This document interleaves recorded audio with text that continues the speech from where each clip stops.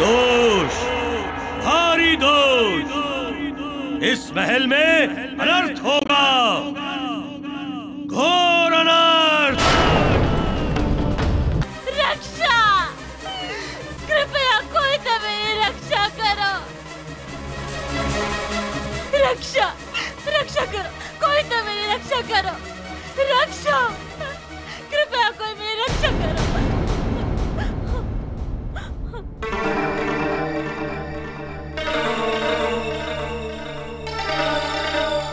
क्या बात है देवी, आप इस प्रकार क्यों भाग रही हैं? क्या कारण है इस प्रकार भयभीत होकर इस निर्जन वन में भागने का? किससे भाग रही हैं? कौन है आपके पीछे? वो है। वो कौन है देवी? वो मुझे मार देगा। वो मेरा जीवन नष्ट कर देगा। मुझे कोई नहीं बचा सकता।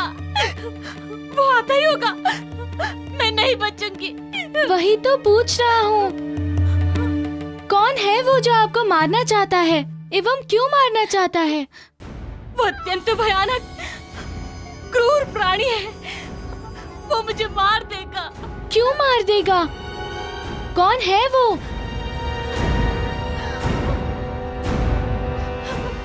अब आप तनिक भी चिंता मत कीजिए। कोई भी हो, कैसा भी हो, मैं आपको वचन देता हूँ कि वो आपका कुछ नहीं बिगाड़ सकता। वो आपका एक रोम भी नहीं छू सकता। आप नहीं जानते वो कितना भयानक है।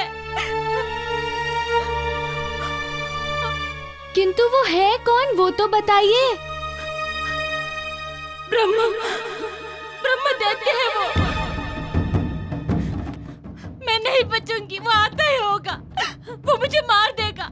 अब कोई नहीं बचा सकता मुझे, कोई नहीं, अब कोई नहीं।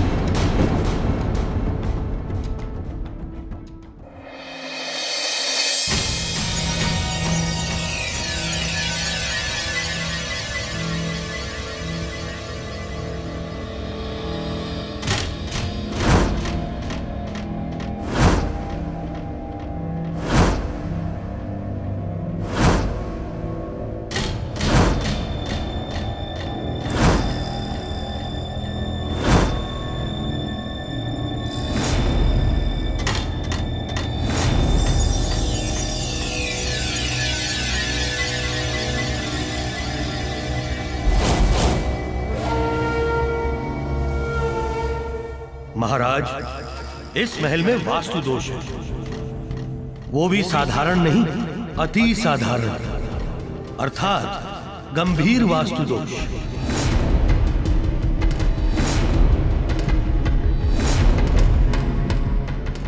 यदि इसे दूर नहीं किया गया तो अनर्थ होगा, घोर अनर्थ, घोर अमंगल।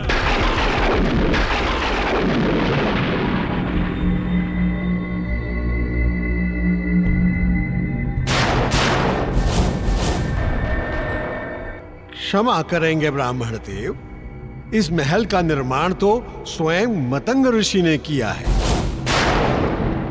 और मैं पूर्ण विश्वास से कह सकता हूं कि उनके द्वारा निर्मित इस महल में वास्तु दोष का तो प्रश्न ही नहीं उठता है। मूर्ख, तुम्हें क्या ज्ञान वास्तुशास्त्र का? तुम क्या जानते हो वास्तु दोष क्या होता है? ये जो कह रहा है, ये एक वास्तुशास्त्र का विशेषज्ञ कह रहा है, विशेषज्ञ।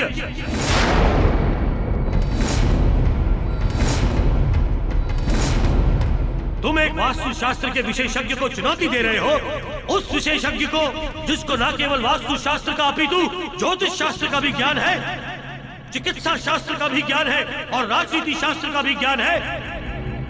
तुमने ऐसे विशेषज्ञ को चुनौती देने की धृष्टता की है। अरे मूर्ख, मैं जो ये कह रहा हूं अपने हित के लिए नहीं कह रहा और ना ही इसमें मेरा कोई स्वार्थ है। मैं जो ये कह रहा हूं महाराज केसरी के हित के लिए कह रहा हूं। शांत हो जाइए ब्राह्मण देव, कुपित ना होइए। कृपा करके वो विधि बताइए जिसे करके महल के वास्तु दोष को दूर किया जा सके।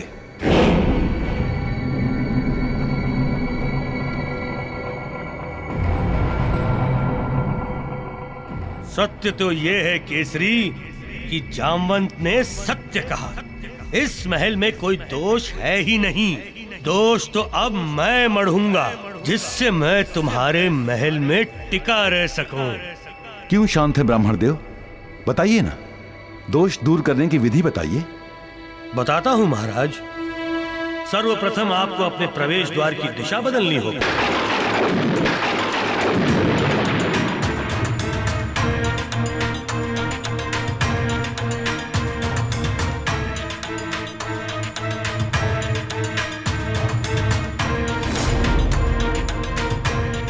आप महल में पूर्व दिशा से प्रवेश करते हैं ना? जी ब्राह्मण देव। वो अशुभ है, अमंगलकारी है। आपको महल में प्रवेश दक्षिण दिशा से करना होगा, वो शुभ होगा।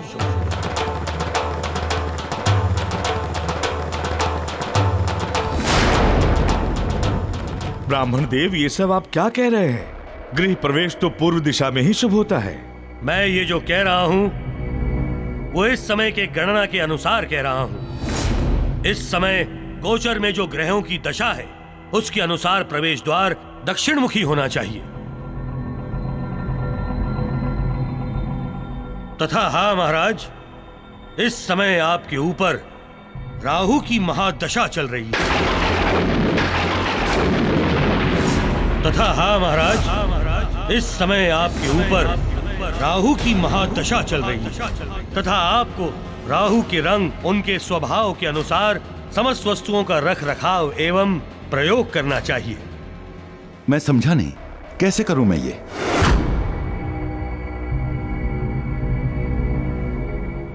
सहज है। राहु को मटमैला रंग अति प्रिय है, जबकि आपके द्वार का रंग अति चमकीला है। आपको अपने द्वार का रंग बदलना होगा महाराज केसरी।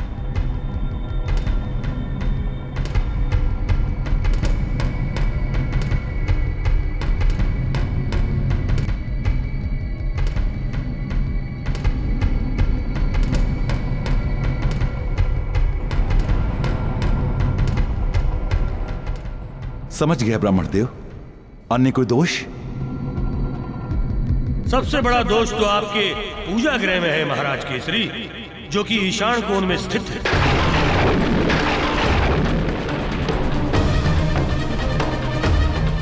सबसे बड़ा दोष तो आपके पूजा गृह में है महाराज केसरी, जो कि ईशान कोण में स्थित है।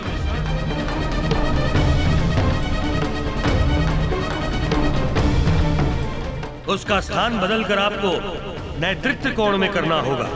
हाँ?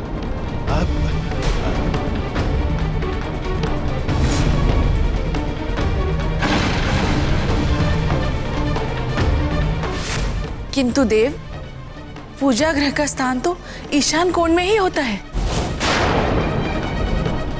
उसे तो वही होना चाहिए, क्योंकि ईशान कोण में ही तो गृह के देवता ईशान का वास होता है। देवी, आपका कथन उचित है, किंतु आप सब लोग ये भूल रहे हैं कि इस समय महाराज केसरी के ऊपर राहु की महादशा चल रही है, तथा राहु को प्रसन्न करना आवश्यक है।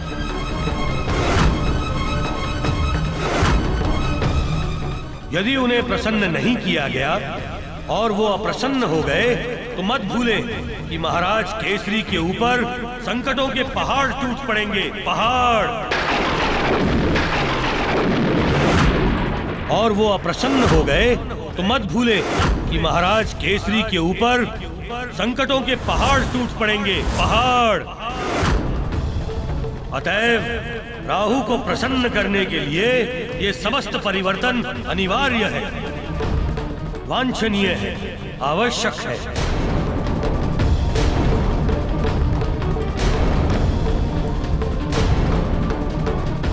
ये सब हो तो जाए, उसके बाद देखो इस ब्राह्मण देवता का चमत्कार। ये सब इसीलिए तो करवा रहा हूँ कि ग्रह देवता ईशान को भगाकर स्वयं ग्रह में निवास कर सकूं। ब्राह्मण देव, ये आपके ज्ञान से परिचित नहीं है, किंतु मैं आपसे परिचित हूं। पहले आपका कहना नहीं मानकर मैं अपने प्राणों को संकट में डाल चुका हूं, लेकिन अब नहीं डालूंगा। आप जो जो कहेंगे वो सारे कार्य पूर्ण करूंगा।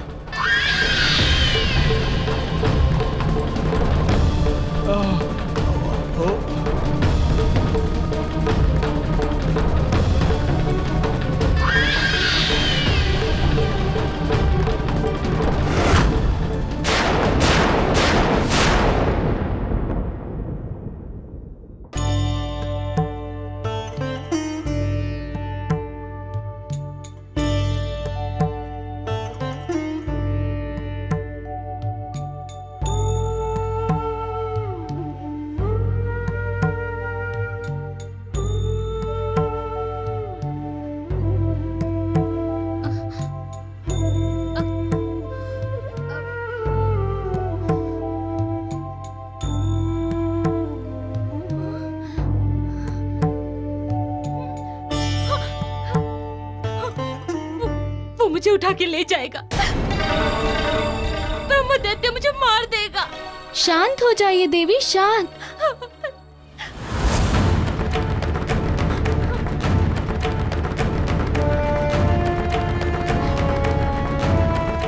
मैं सूर्य देव का शिष्य पवन पुत्र हनुमान,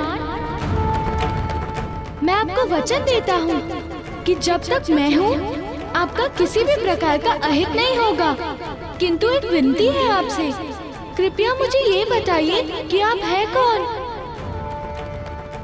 एवं भागने का कारण क्या है? मैं एक ब्राह्मण कन्या हूँ। ब्रह्म दैत्य मेरी इच्छा के विरुद्ध मुझसे विवाह करके मेरा भोग करना चाहता है। मैं किसी प्रकार कठिनाइयों का सामना करके उसके चंगुल से निकल भागी हूँ, किंतु मुझे भय है एवं विश्वास कि वो मुझे ढूंढ लेगा। वो मुझे ढूंढ लेगा, वो आता ही होगा। ये ब्रह्म दैत्य है कौन? ब्रह्म दैत्य जन्म से तो ब्राह्मण है, किंतु कर्म से वो दैत्य है। वो केवल कुंवारी कन्याओं का भोग करता है, तथा वो जितनी कुंवारी कन्याओं का भोग करता है उसे उतनी ही शक्ति प्राप्त होती है। वो अत्यंत बलशाली है, वो अजय है, उससे कोई भी नहीं जीत सकता, कोई भी नहीं। वो मुझे ढूंढता हुआ आता ही होगा, वो आता ही होगा।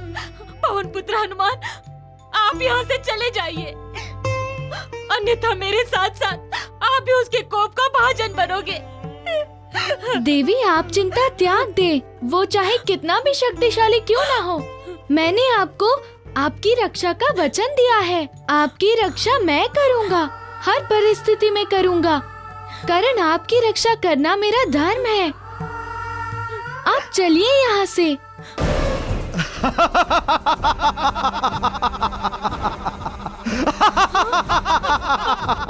ब्रह्म दैत्य,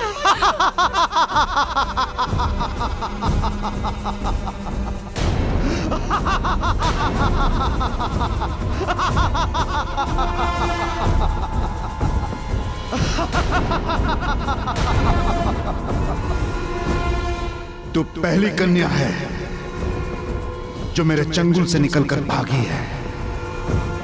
अब तो मैं तेरा बिना संस्कारों के ही भोग करूंगा।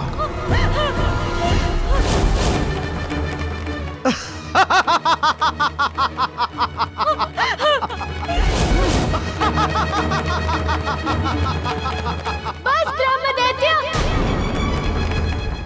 अब आगे एक शब्द भी नहीं, कारण स्त्री पूजनीय है मेरे लिए एवं मैं अपने समक्ष तुम्हें उसका अपमान नहीं करने दूंगा।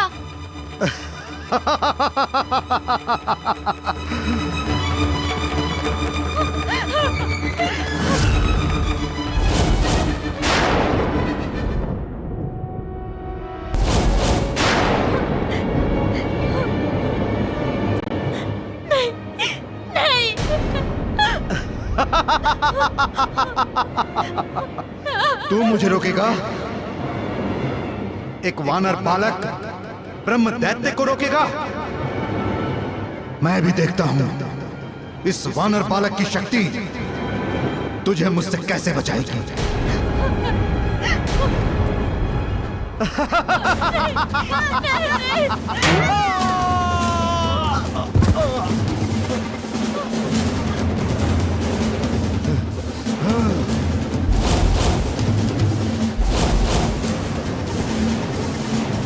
दिखता तो छोटा है परंतु शक्ति बहुत है।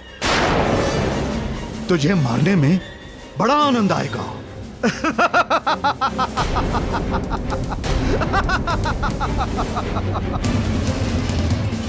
जय योगिनी, जय योगिनी।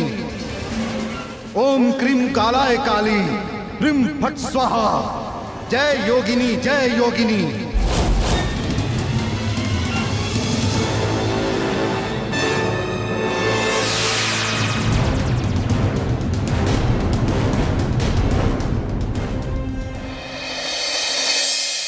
सामने का मुख्य द्वार मटमैले रंग से रंग देना। अब से पूर्व दिशा के द्वार से नहीं अपितु दक्षिण दिशा के द्वार से प्रवेश करेंगे। तथा हाँ, हमारे महल में स्थित पूजा स्थल को बदल दो। उसे ईशान कोण से हटाकर नैऋत्य कोण में स्थित कर दो। जी महाराज। और हाँ, ये कार्य शीघ्र से शीघ्र पूर्ण होना चाहिए। जी महाराज। अब जाओ, जाकर शीघ्र ही कार्य आरंभ करो। जो आज्ञा महाराज।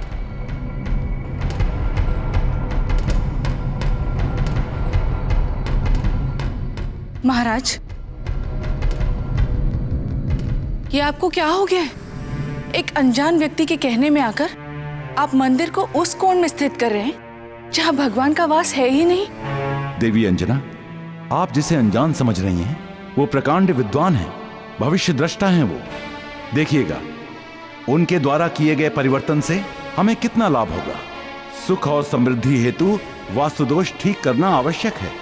महाराज, आप वास्तु दोष को मिटा नहीं रहे हैं, अभी तो एक ब्राह्मण देव के बहकावे में आकर इस महल में वास्तु दोष को ला रहे हैं।